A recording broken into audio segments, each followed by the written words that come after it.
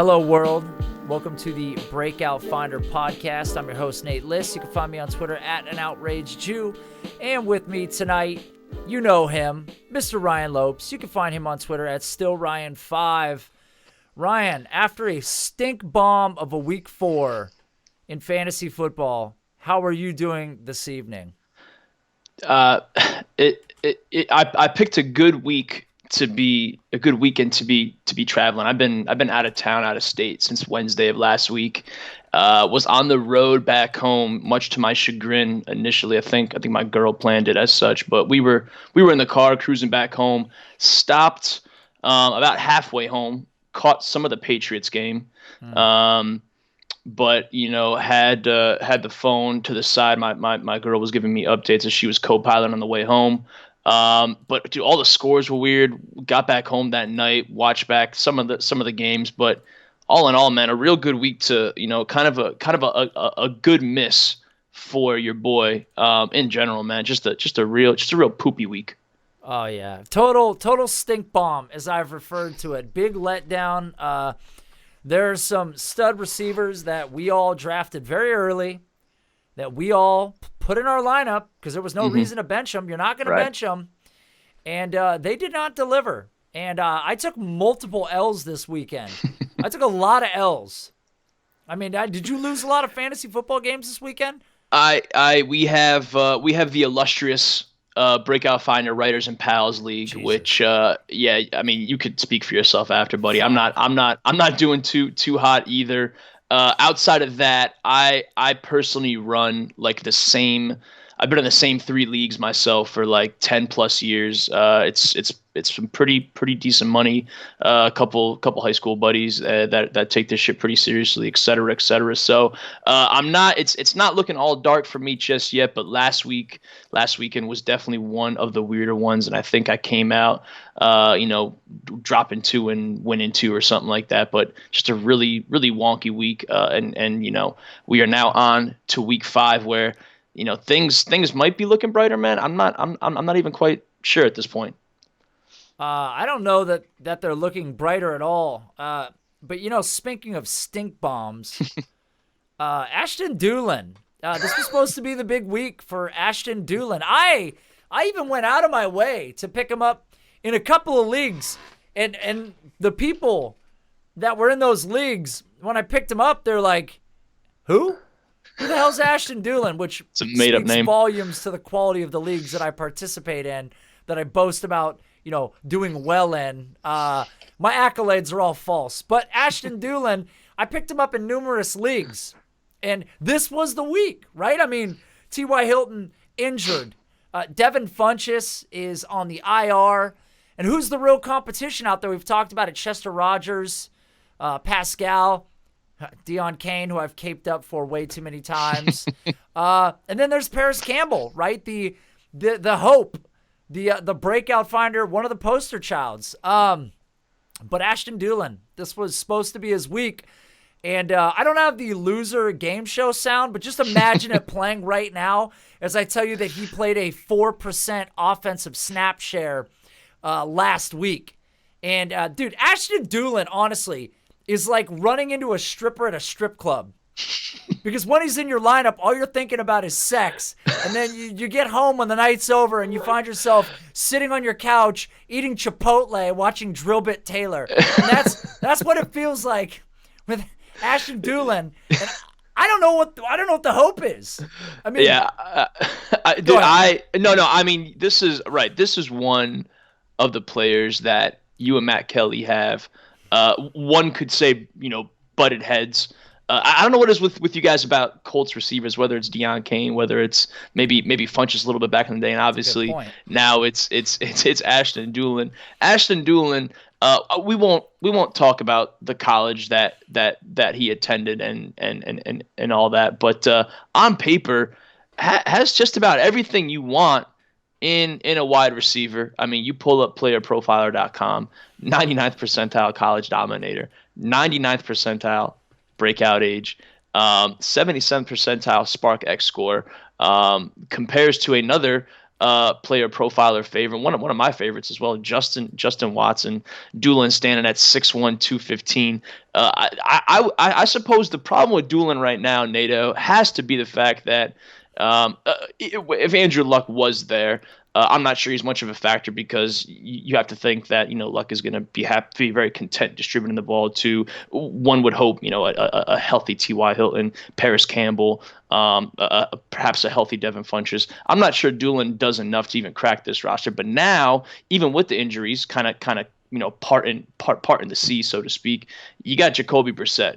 And while Brissett might be a fine, game manager, we've talked about it in the past, going from Luck to Brissett might not be that big of a downgrade for this particular roster. In general, he's not a player that's going to elevate talent.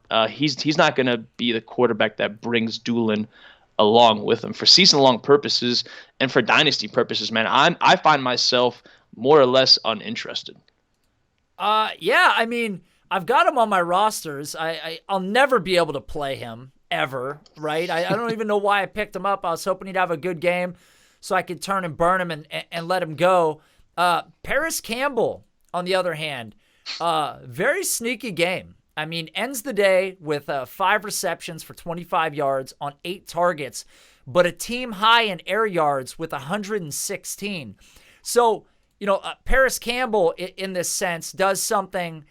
Despite not having great scores in the raw counting stats, he shows up on the stat sheet, ranked number 10 overall, I believe, for the week in air yards between Chris Godwin and DeAndre Hopkins. Hopkins, another guy that we feel like let us down a bit, but not as bad as some of the others that we're going to talk about. Mm-hmm. But Paris Campbell, kind of getting a little bit more of that deep field usage, which is what we hoped they would do with him. A lot of people thought that he couldn't run the deep routes. We're seeing that's where he's being targeted. 25 yards after the catch in week 4. So, that was an encouraging sign from him, despite the fact that the raw counting stats were not that great. But he wasn't the only guy that I finally was happy to see do something of semblance. Because I feel like it's been years, literally years, since Corey Davis has done literally anything. But in week 4, Corey Davis did something, Ryan. Corey Davis was, for those that are familiar, John Moore at Hello John Moore, RotoViz legend in my mind, anyways. The purveyor of the Phenom Index, and Corey Davis was he was a poster child of sorts. And when he came out, obviously had that wide receiver 1 tag. And I found myself a fan of Corey Davis for obvious reasons, for apparent reasons, whether you're a film guy, whether you're a metrics guy. Again, on the metrics side of things, he was the breakout player, as far as, age adjusted and all those numbers that those that prefer the metrics over the film, tend to gravitate towards his NFL career. The reason for him popping last Sunday, Nate, in my opinion, bro, is we got a good Marcus Mariota week. Mariota was 18 for 27, 66% tile completion percentage, 227 yards and 3 tutties. The Marcus Mariota roller coaster, man, has been all over the place, and it pains me to admit that. I mean, at this point, it's all but written in stone. It's tough. It's much like the Brissett situation, where Mariota is really not going to be the guy that necessarily elevates the players around him. We have A.J. Brown there now, again, a Breakout Finder favorite. We have Corey Davis, who was a favorite of many, and other guys that can definitely play. Tajay Sharp, et cetera, all these other names that we're all familiar with. But Davis is going to go how Mariota goes, right? I mean, that's just kind of the natural, symbiosis. I don't even know if that's a fucking word, man. But this is what Mariota does. You know what I mean? So again, it was a good Corey Davis week because it was a strong Mariota week, and that's going to be how those two kind of just live and die with each other. Yeah, man, and Corey Davis, the one thing that really stood out here, he hasn't been utilized kind of the way that people expected him to be coming out of college, and it might be partly because Marcus Mariota is so like risk adverse that he's not really pushing the ball down the field often, and just Corey Davis and him just haven't felt like they've been in sync since he got into the league. But in this particular game, it was a concerted effort to get the ball down the field to Corey Davis. He finished with 6 targets, 5 for 91, the third highest team market share of air yards in week 4. And on his own team, he had 52% of the air yards of the 27 pass attempts that Mariota threw. So Corey Davis was being utilized in a much more versatile downfield role. And that's what you want from him. I mean, the expectation was always that Corey Davis was gonna get up and make plays and be that physical alpha playmaker. He's got the body type. He's got the athleticism. From a college background standpoint, there was always questions about whether or not his progress in the NFL was going to be delayed a bit coming from the conference and the level of competition that he came from. And maybe that's true. There's a lot of this can be said, too, for being in sync with your quarterback.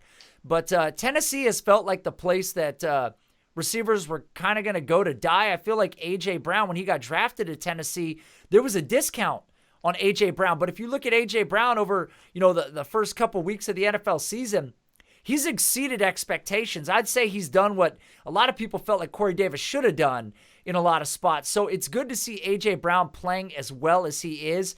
But this was great to see Corey Davis to get him going. The question is, are you buying this Corey Davis? I mean, going forward, I agree with you. Marcus Mariota, the quarterback position is everything here. Had Corey Davis gone to the New Orleans Saints, he'd be worth, maybe the most valuable wide receiver at this point in football. Who knows? A different situation.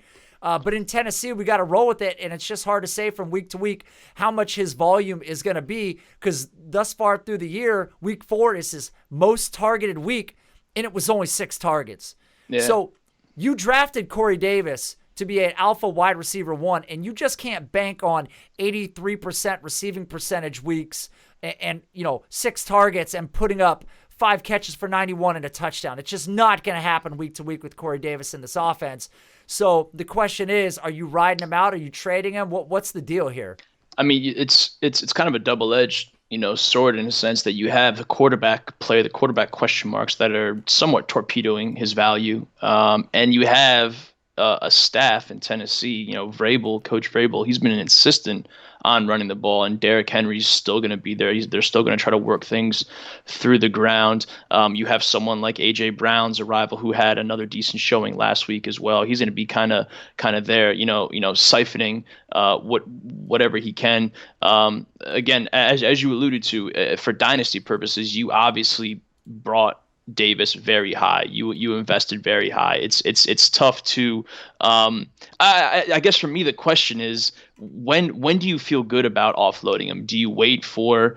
If you're holding on to him, you're hoping that Mariota gets it together. It feels like we've been waiting and waiting and waiting. Unlike a Lamar Jackson who's just entering his second year here, and we're still comfortable kind of watching this thing grow and progress.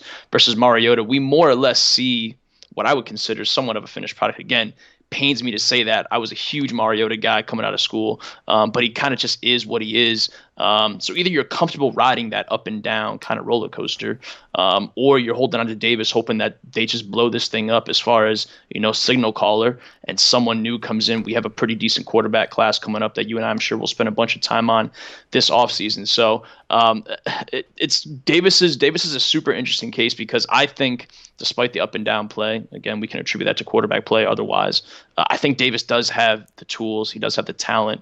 And Tennessee could get right, but it's probably going to be probably at the hands of a different quarterback eventually.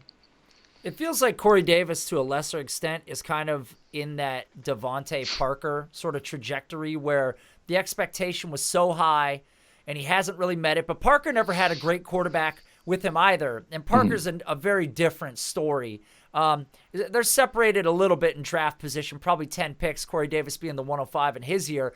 But yeah, I'm with you. He's tethered forever to this run-first philosophy, a quarterback that doesn't want to take risks.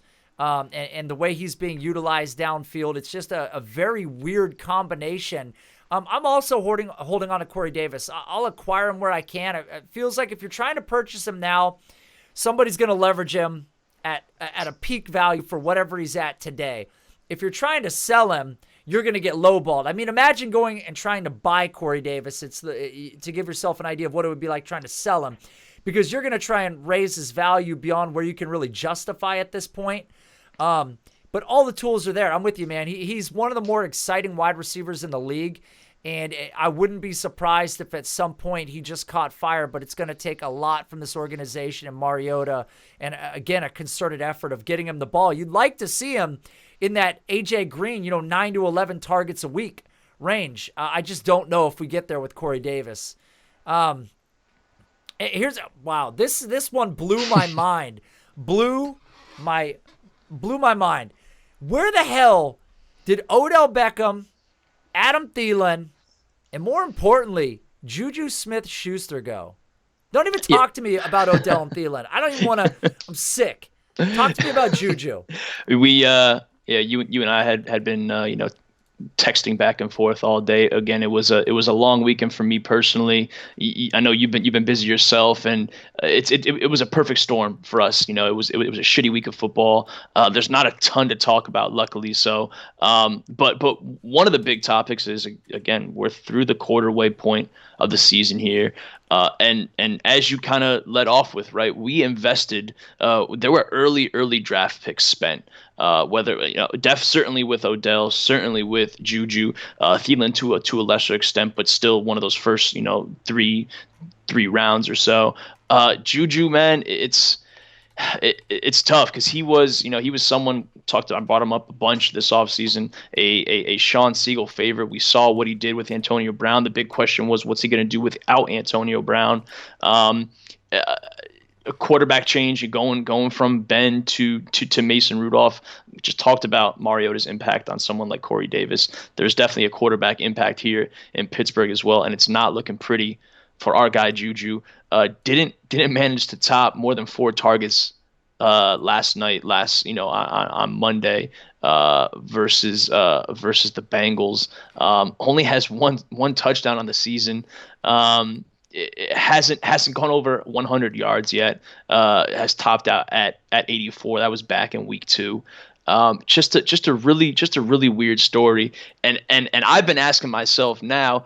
Initially, it was kind of a joke, but the more I think about it, I mean, this offense is going to continue evolving, continue changing as the season goes on. No one knows what Big Ben's going to do next year as far as what kind of football shape, mind he's going to be in. Is he going to continue to elevate this offense, these players? But has JuJu completely slunk down, Nate, is JuJu back to being the wide receiver 2? Not to Antonio Brown, but is he the wide receiver 2 to Diontae Johnson now? Look, people are not going to like the next phrase that is going to come out of my mouth. So brace yourselves. Mason Rudolph owes zero and has no allegiance to JuJu Smith-Schuster, right? None. When he stepped into this role, he doesn't have to put the ball in JuJu's hands. He should be, because JuJu's a very talented receiver. I think we all agree on that. But this is Mason's offense. I mean, here let me just shock you with some statistics. Currently, in 4 weeks, JuJu Smith-Schuster is sitting on 27 targets, 17 catches, and 258 receiving yards. Last year, he was through 4 games, 49 targets, not 27. 31 catches, not 17. 416 receiving yards, not 258. It was a completely different animal with Big Ben at quarterback, with a world beater wide receiver on the other side of the field and the same running back talent in the backfield. So the only thing that changed is the quarterback and 165 targets on the other side of the field disappearing. And JuJu still, it's not happening for him. And yes, if you look at the last 2 weeks, we're not going to go back to week 2 where Ben Roethlisberger threw the ball 15 times when Mason Rudolph first stepped in. Let's look at weeks 3 and 4, the 2 that he's actually been quarterbacking during. Across these 2 weeks, Diontae Johnson out-targeted. He's got more targets than JuJu Smith-Schuster, 12 to 11. over that same amount of time, more receptions, more receiving yards, more air yards, higher market share of air yards. I mean, with the exception of JuJu's one big run that got him some yards after the catch, there's not much that he's done since Mason Rudolph has stepped into the starting job. I mean, honestly, Mason Rudolph, since becoming quarterback, has relegated JuJu into like a target-deficient version of Jarvis Landry. He's got a 5.1 ADOT since Mason Rudolph has started the past 2 games. He's non-existent at this point. We talked about the Corey Davis plan. So what is the JuJu Smith-Schuster plan? Are we waiting for the 1, maybe 2 big weekends?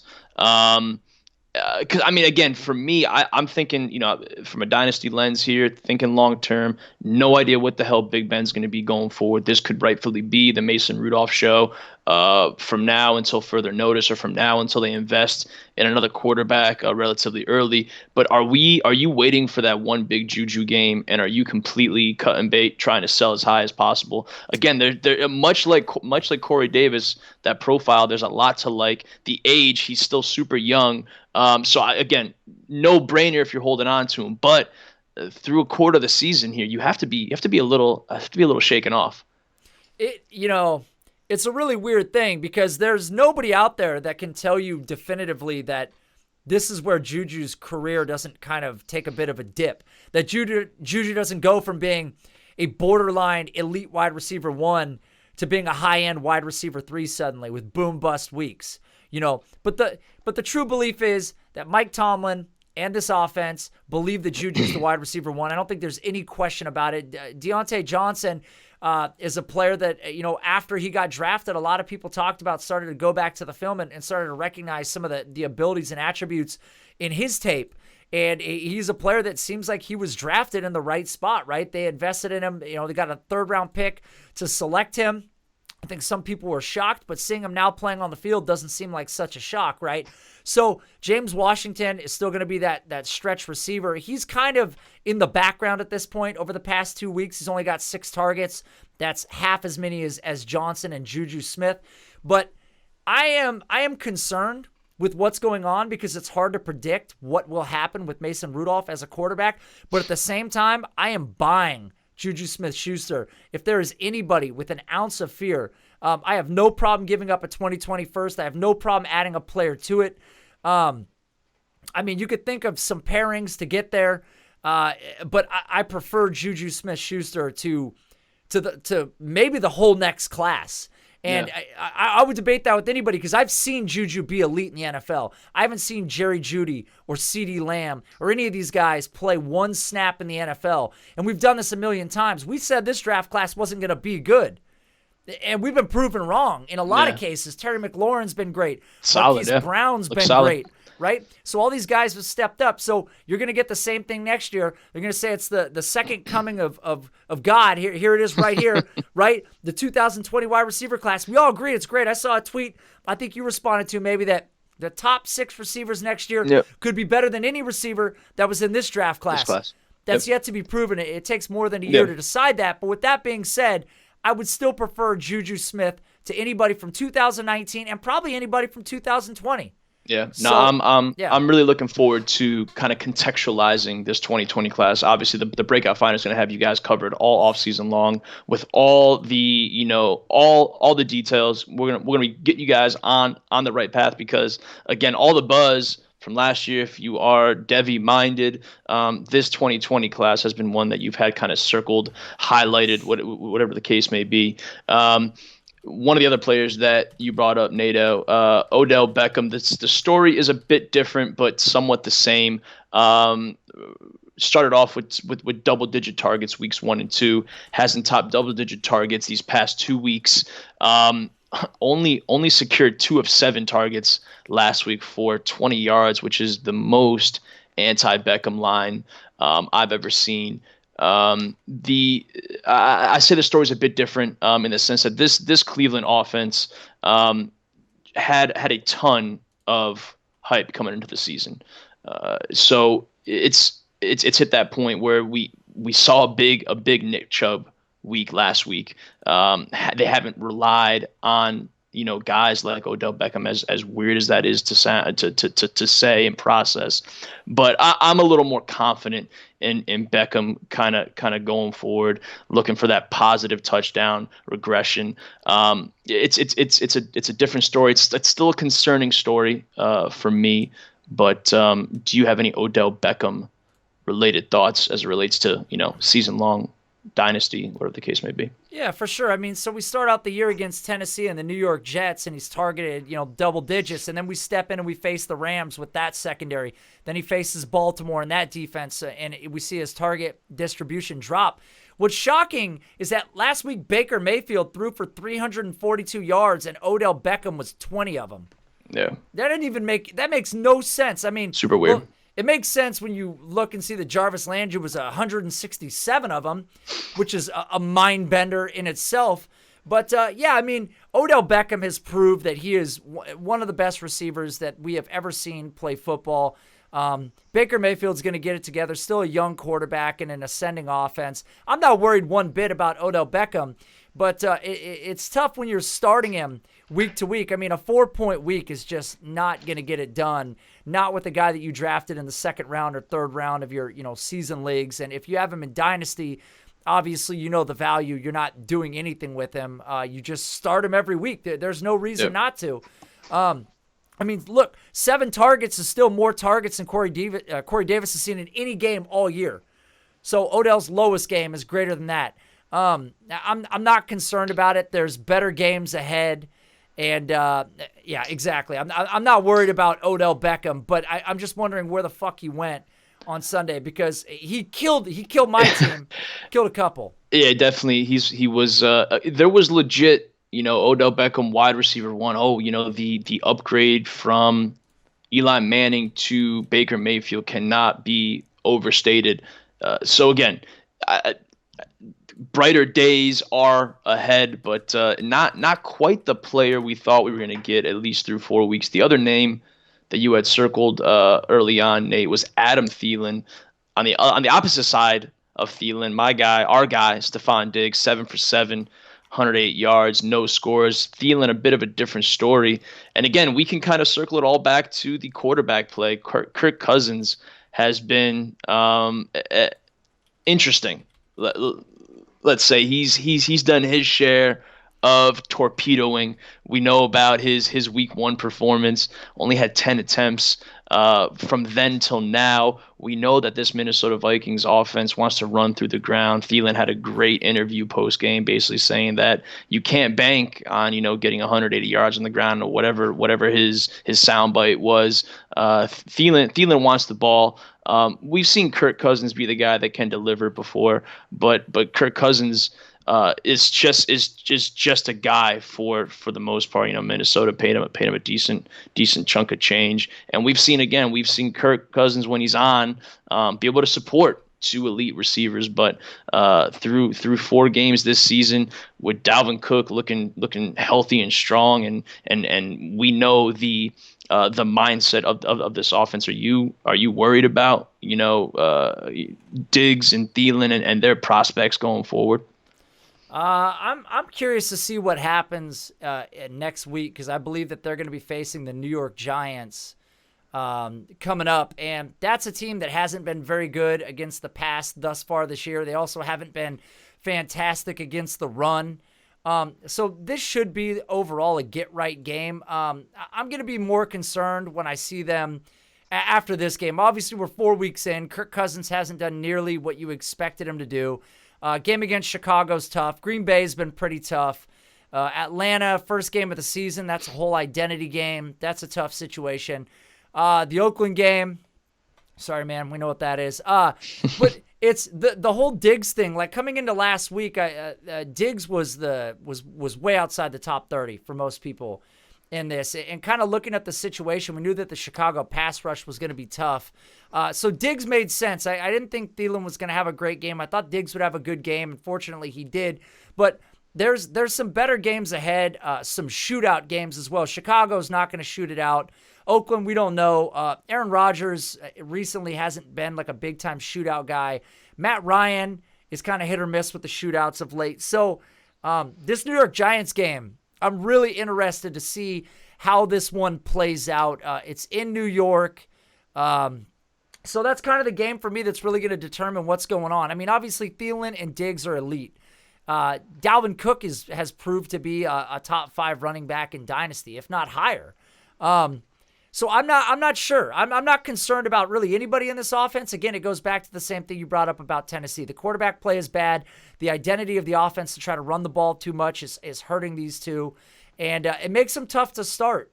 But in a game like the New York game, that's one where I'm confident starting everybody.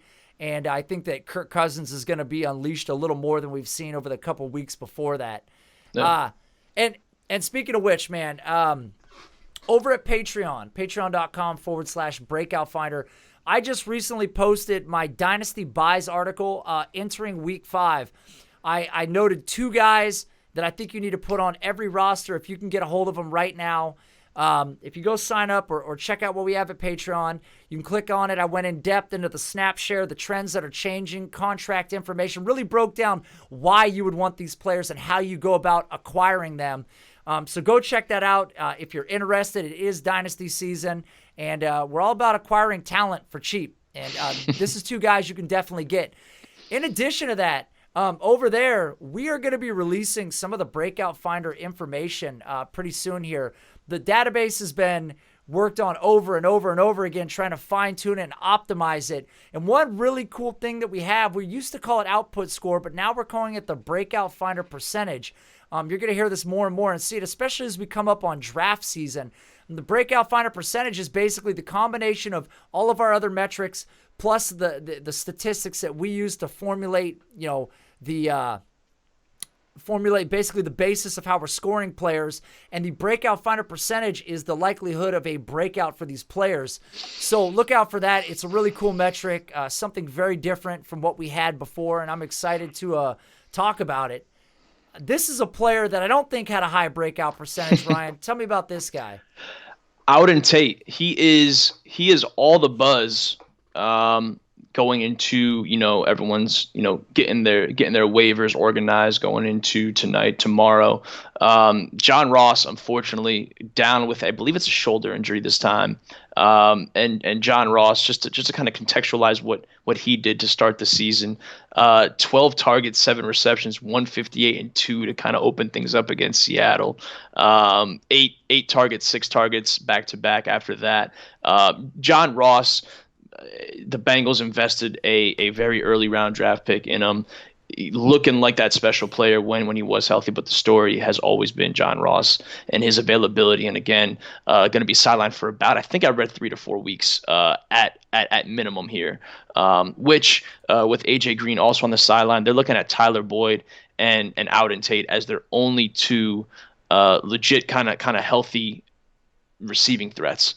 So Tate is going to be an interesting grab. His career at Florida State was kind of marred with injury. I believe he was fighting a pretty consistent toe injury. But again, a big target. Kind of able to go up and get it. A la Hakeem Butler for those that are stuck on recent players here. I don't know if I have too much really to say about Tate. I think, depending on what your roster looks like for season long purposes, if you're thin at wide receiver and you have an early waiver claim, I think it's a no-brainer. John Ross leaves behind a considerable target share. The Bengals are still without AJ Green, so those targets have to go somewhere. I think Tate's a pretty easy bridge in that sense. But talent wise, there were those that were relatively high in him coming out of Florida State, as you alluded to, Nate. Maybe not a player the Breakout Finder was necessarily very high on, but do you have any thoughts, whether from a season-long or a dynasty standpoint? Oh man, the offensive line is so bad. It's so bad. Andy Dalton was sacked 8 times last night. I think that was a career high for him. 37 pass attempts, 171 yards, and a pick. Just a forgettable game for him, unfortunately. And I would say Dalton's been more consistent than not, but not the most consistent quarterback. Last night was bad. Yeah, last night was real bad. Bad week. I mean, honestly, a bad week. But this offense as a whole, didn't look good either. Gio Bernard with the injury to John Ross a couple weeks, to say a multiple week injury, he might see an uptick. It's just going to be a struggle week to week with this offense, and I don't even know what you do with Tate, to be quite honest with you. I don't even know if he's startable in most rosters. If you're that thin, yeah, put a waiver claim in on Tate. Yeah. But almost at this point, you're not going to get him. I almost rather have Demarcus Robinson without question as the wide receiver, 2, 3, 4 in KC than Tate being the number 2 in Cincinnati. So there's not much to add. It's not a great looking offense, and I think they're going to have struggles throughout the rest of the year. So I think with Tate, if you are just to kind of put a bow on this for those listening and kind of looking for some sense of direction, if you are looking for that spot starter, you find yourself banged up, maybe you're a little more insecure about an Odell Beckham or a JuJu than Nate and myself are, and you need that spot starter, that someone to throw in that flex spot that might give you a borderline wide receiver 2 week if the good Andy shows up and every dot gets connected. I think Tate makes sense. The other popular name, which is kind of a nice little segue here, which I think it's going to be in some leagues he's not going to be available, but in other maybe more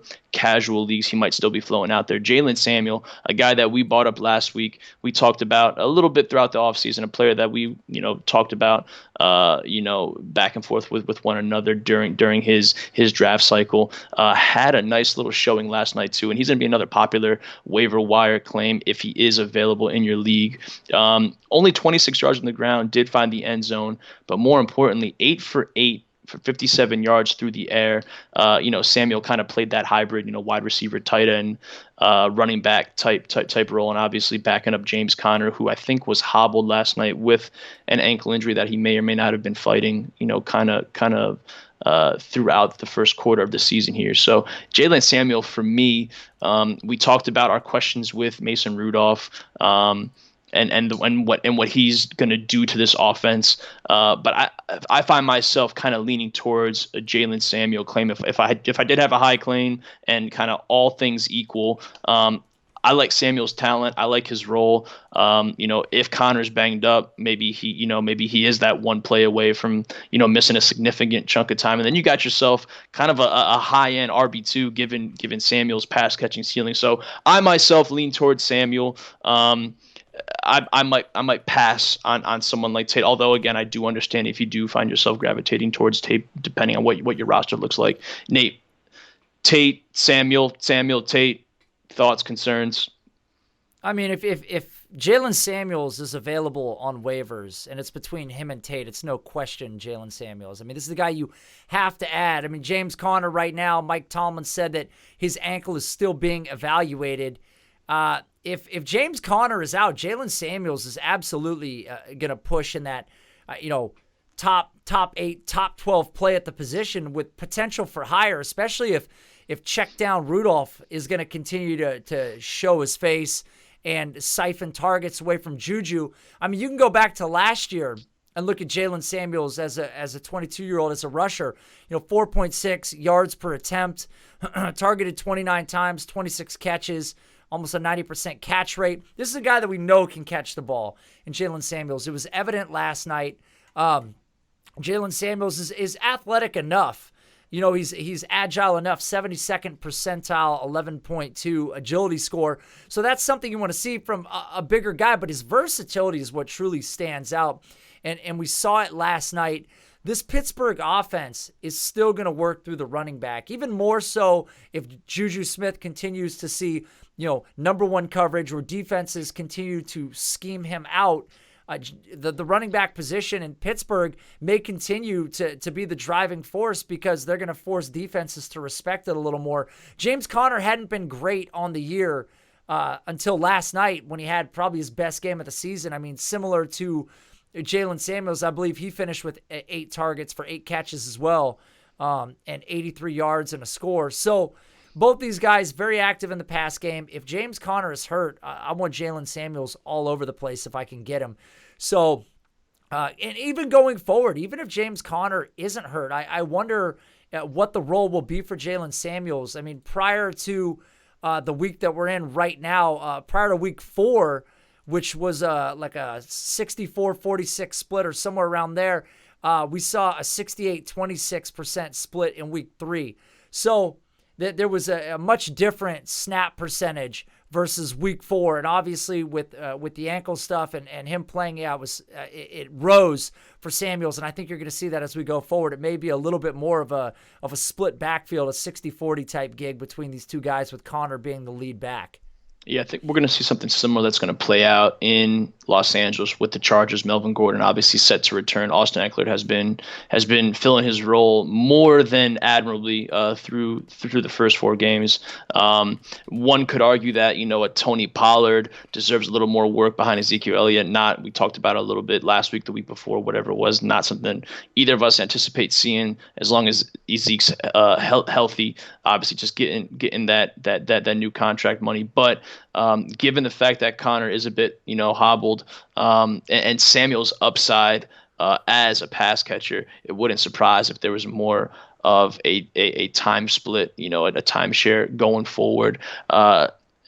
The other running back of note here, Nate, as we start to slowly wind things down, Ronald Jones was, we had Matt Kelly on the show earlier this offseason talking about take lock, about how, Ronald Jones was maybe set to impress or rebound from that, largely forgettable freshman campaign. The last 2 weekends here, 14 carries, 80 yards, week 3, 19 carries, 70 yards, and a score last week against the Rams.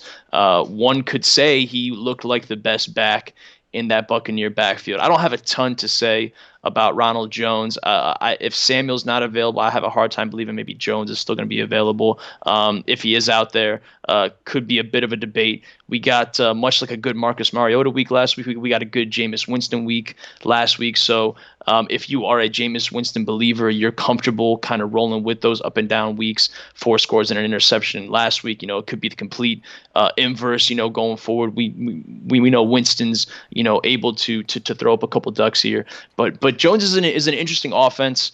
A high output offense, assuming things are clicking. A Bruce Arians coached offense. My concern is, of course, his involvement as a pass catcher, kind of the opposite of a Jalen Samuels. Through 3 weeks, he has literally just 3 targets. So not really a ton to add here, but a player that I'm sure in a pretty shitty week of football is going to be one that kind of steals the headline as a player that could be kind of trending upward. Does Ronald Jones tickle your dick at all, Nate? Wow.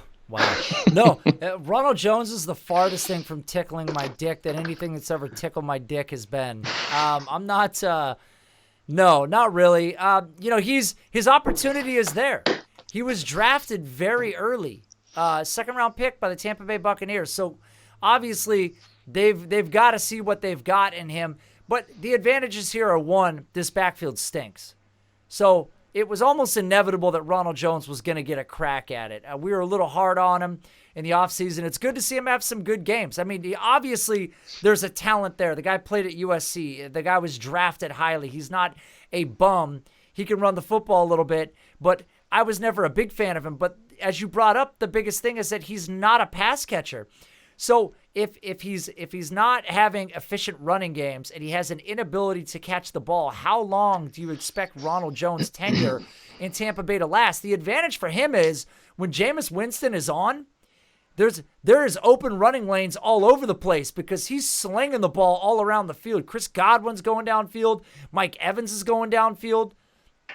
And there's just no way to stop it. Teams have to alter the defense to put, more players in the secondary or play deeper.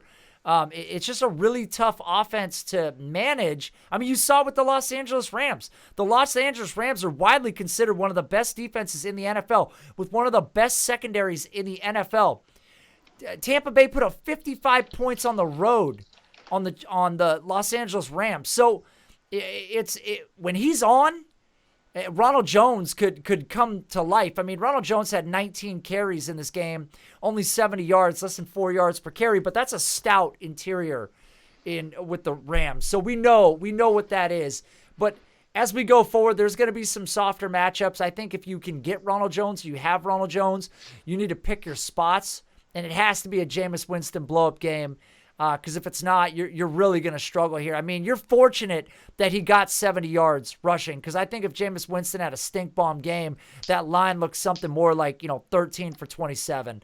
So I like Ronald Jones if you can pick the right game when Jameis Winston's going to be hot, but otherwise, he's almost just a standard league running back because he doesn't catch the ball at all. Yeah. Yeah. Gonna completely switch gears here, buddy. I added this again, number one, because it was such an awful slate of football. Number two, we got you with the mic, the resident Seahawks guy. Will Dissly. What do we have to talk? We have to talk more about Will Dissly. The Seahawks unloaded Nick Vanette. Dissly's doing his best Darren Waller. Once, maybe a Mark Andrews kind of dealing with a bit of a foot injury, but these late round tight ends, Andrews, Waller, Dissly, who I imagine was undrafted in a majority of leagues, it goes to show you that you can still be obviously rolling out a successful roster when you don't put the onus on. We spent a little bit of time talking about passing on guys like Kittle, obviously Kelsey, Ertz, these big three names early, and falling back on some of these really enticing late round options, Delaney Walker being another person. So Will Dissly here, are there any concrete opinions, thoughts, feelings, emotions going forward? 4 scores through the last few games here ever since he's been freed of Vanette over his shoulder. Man, is this a good thing going forward? I don't think it's a mistake. I mean, first off, let's talk about the fact that King Russell Wilson is having arguably the best season of his whole career. Currently, he's sitting at a 73% completion percentage.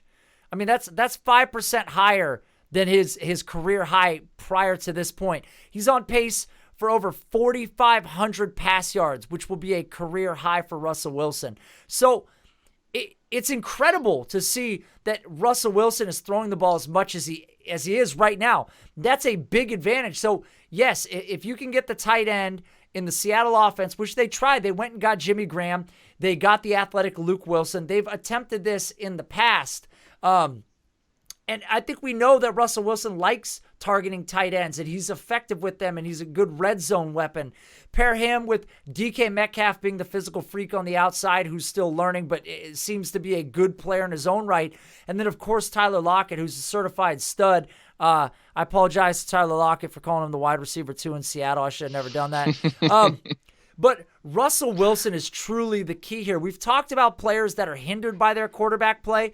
Here's a guy in Will Dissly that on almost any other roster is a non-factor, but in Seattle is looking like a top 5 tight end in the league right now. So you've got to be excited about that. And it's only trending upward.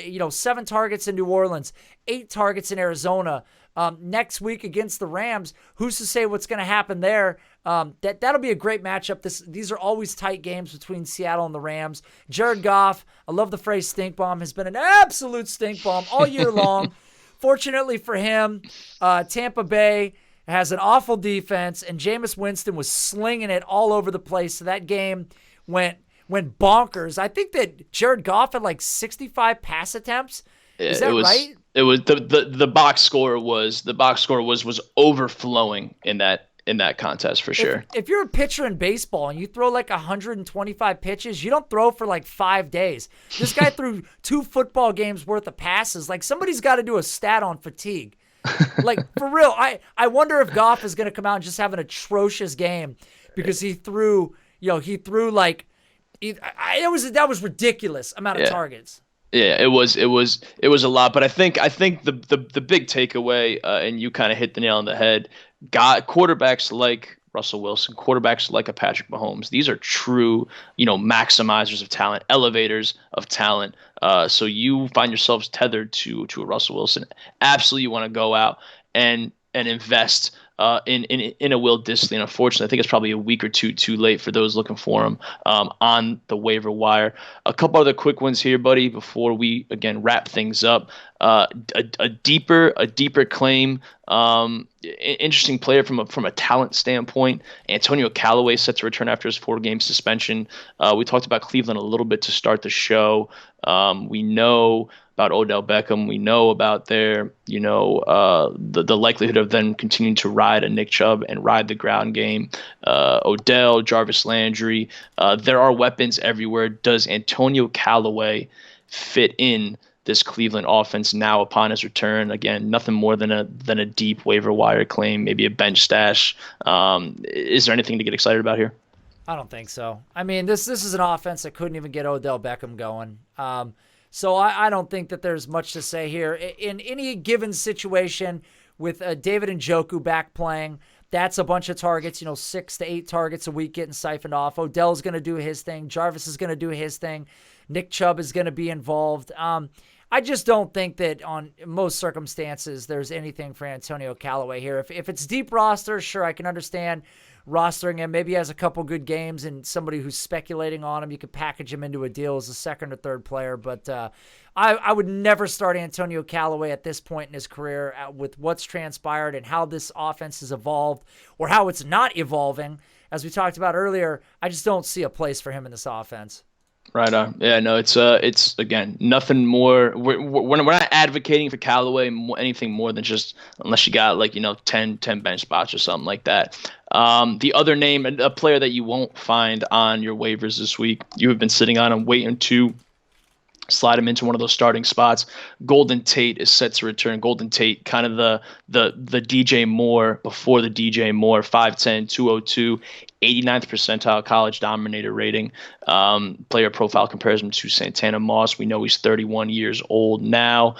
Enters a New York Giant offense, now quarterbacked by Daniel Jones.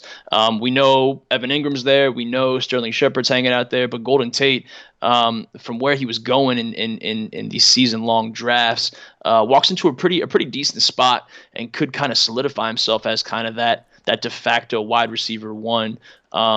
If you found yourself kind of holding on to him, Nate, you have to be a little excited. And I'm not sure if you were holding on to him. I imagine you were hopeful of the talent that he still possesses. So anything real kind of quick hitting thoughts going forward for the rest of the season? Golden Tate coming back. I mean, you got to be happy about Golden Tate because over the last 2 weeks of the season, Sterling Shepard has been dominating the target share. He's got 18 targets in weeks 3 and 4. Darius Slayton is the next closest with 7. So you got to be looking forward to him coming back into this offense. I mean, he's almost a lock for 10 targets a week, right? So that's somebody that if you have been stashing him, good for you. I don't know that he's available in any leagues, like you said. Mm-hmm. Since Daniel Jones has stepped in here, this offense is number 7 in pass yards in the league, which is shocking to say about a New York Giants offense, especially this dinged up. So, yeah, get him in there. You should have some confidence starting him most weeks with Danny Dimes out there, and hopefully the trend continues that he plays well. I had a note here about Chris Godwin's stat line, his box score from last week. I more or less just wanted to bring it up. We kind of mentioned the Jameis Winston experience. We mentioned Chris Godwin's output. My only kind of note to kind of wrap that whole thing up here before we touch on the last couple topics. If Jameis is playing well, he could have that Kirk Cousins type. He'll be able to support a 2 high-end wide receivers in a Mike Evans, in a Chris Godwin. I know the takes this offseason and last week, especially with Evans blow-up week, with Godwin only following that up and doing his best impression was that, Evans was still the wide receiver one. Well, no, the hot take this offseason was this is Godwin's offense. He's the wide receiver one. The truth is, if Jameis is on and he's out here throwing, 40, 50 attempts, putting up four touchdowns, the truth of the matter is both these players could be high-end wide receiver one type players. Do you find yourself on either side of this thing, Nate? I guess more or less from a dynasty standpoint, which way you leaning? Is it safe to say Godwin's just a younger, arguably equally talented player?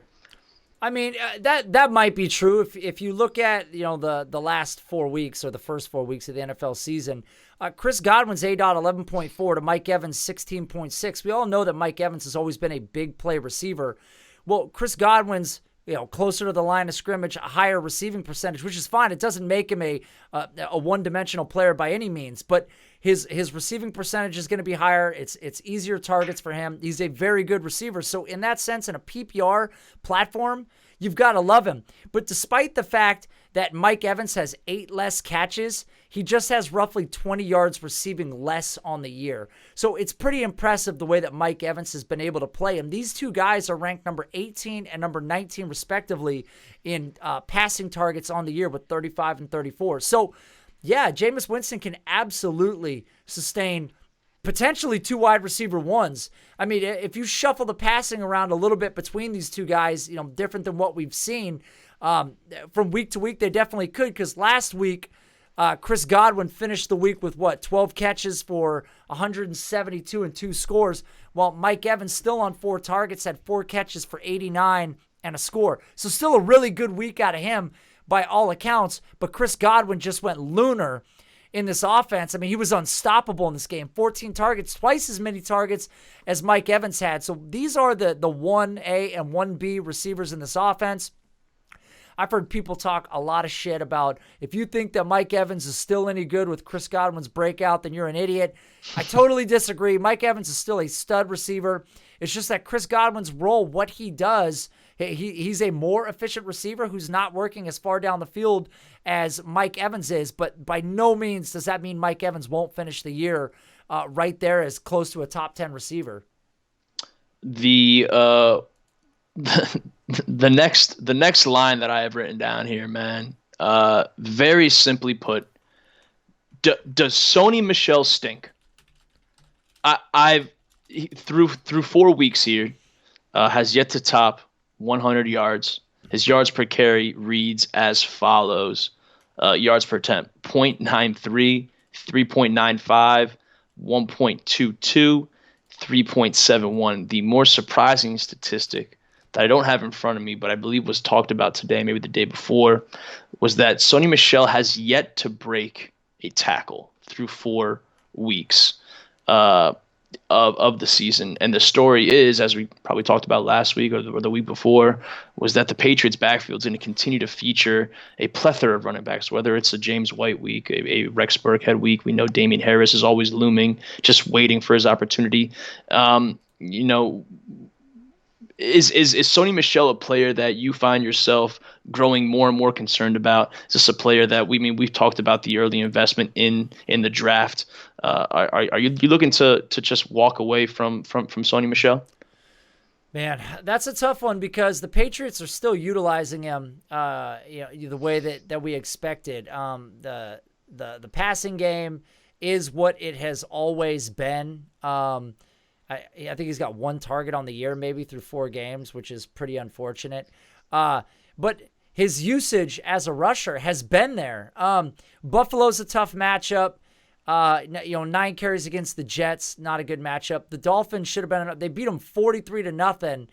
He was still under 4 yards a carry. He's got 2 rushing touchdowns on the year. So I think it's going to take a breakthrough game for Sony Michel. I mean, even going back to 2018, I mean, he was great, but there's multiple games in his game log where he was under 50 yards rushing. I mean, just looking at it now, I think he had 6 games of the games that he played in 2018, and a lot of people liked him. A couple games over 100, numerous games under 50. So that may be what you get out of this player. He may be a little bit more of a boom-bust rusher in an offense that from week to week can be a bit more unpredictable in what his actual volume will be. Because one week it might be 11 and Rex Burkhead gets 13, and the next week he might be rushing 25 times. So it's really hard to say what you're going to get with Sony Michel, and that's the toughest part about this offense, is that in most any other offense, you could chalk it up to Sony Michel not being great thus far this year, but you could bank on his volume.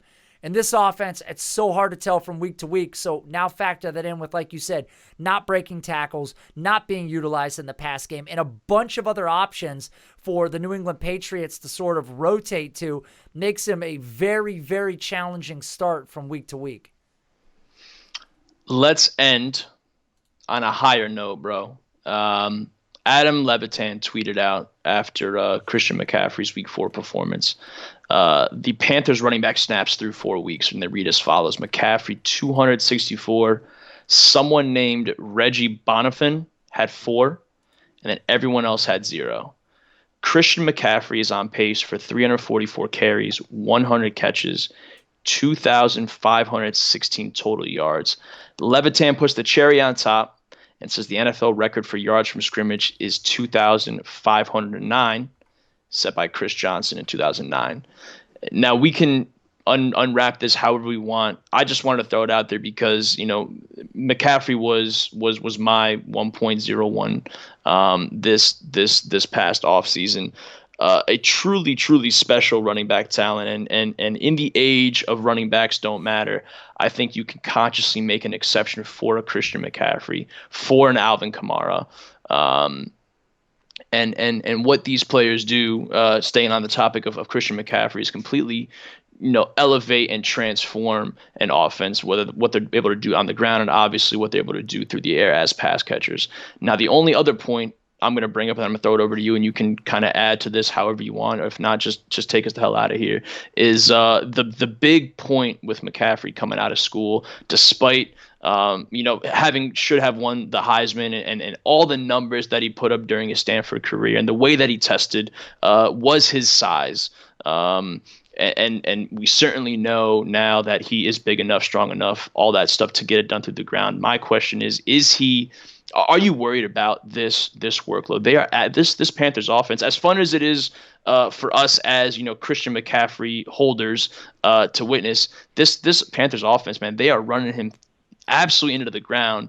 It's producing a lot of big numbers, but you have to wonder, where does this all stop eventually? I mean, I guess the question is, how much of a beating is he actually taking? Obviously, it's hard to walk away from the NFL game and not assume that these guys are really getting torn up out there. But yeah, his usage is incredible. You look at his rookie season in 2017, he had 197 touches in 16 games. Through 4 games right now, he's at 111 touches.